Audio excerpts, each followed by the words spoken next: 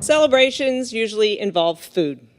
So I'm going to tell you a story about me and food. And back in the day, I used to like to cook. And in fact, I would probably cook a pretty creative meal almost every night of the week.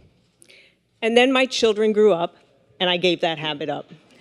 So I won't tell you what I had for dinner tonight. You would be appalled. But my love of cooking was partially grown from my amazing mother-in-law. My mother-in-law, she loved reading, books, cooking, gardening, and she loved reading and books so much that she and her friends started the Mason-Dixon Public Library down in Stewartstown, which is a part of the library system today. In addition to that love of books, her love of cooking, she would create great dinners, great meals all the time. Now, my family was vegetarian. That might throw someone for, a little loop when cooking, but not Dot. She would come up with something great every time we were there. She also taught me that if you're going to make a new recipe, make it when you have guests. They're much more forgiving than your family. Your family will say, oh, do we have to try that? So that's a good piece that we use to this day. Because she loved books, she always gave books as gifts. So over the years, I acquired a vast library of wonderful vegetarian cookbooks. And the difference between a cookbook and looking it up on your phone now and making that recipe is that it has history. Those pages have food stains. There's dog-eared corners. That's a favorite. And we also would write little notes like winner or not so much.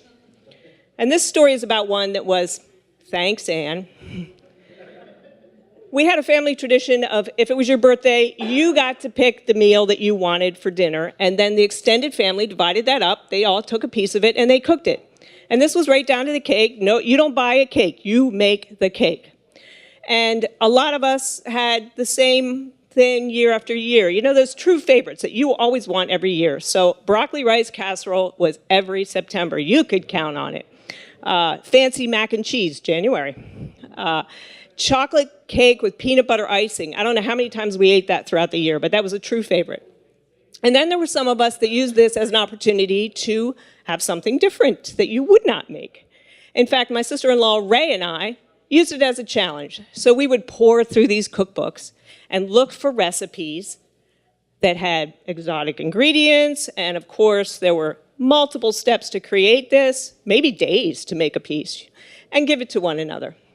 Now, my birthday, like Eileen's, falls in the summer. Longest day of the year, June 21st, hot as can be.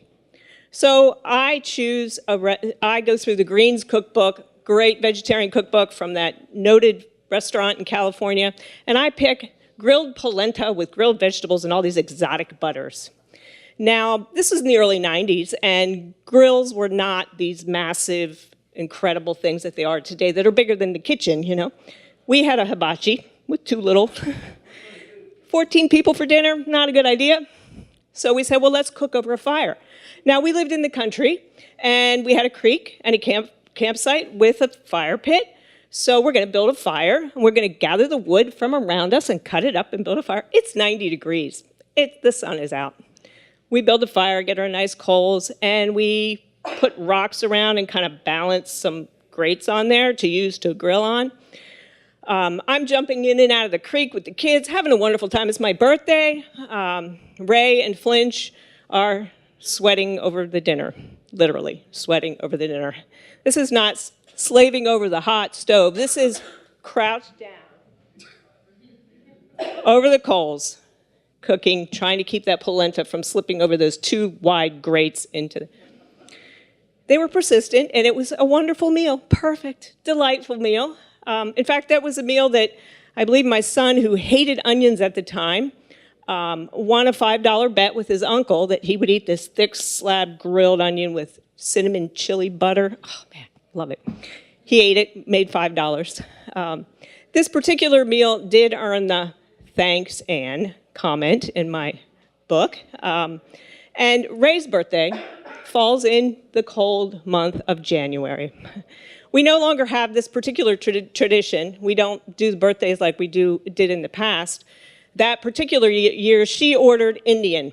I want an Indian meal, and I want samosas. There were 15 people for dinner. She said, I want little, really delicate, pretty samosas. and you're making them. So I did that. But this year, on her birthday, I'm taking her this Friday over to Hamir's.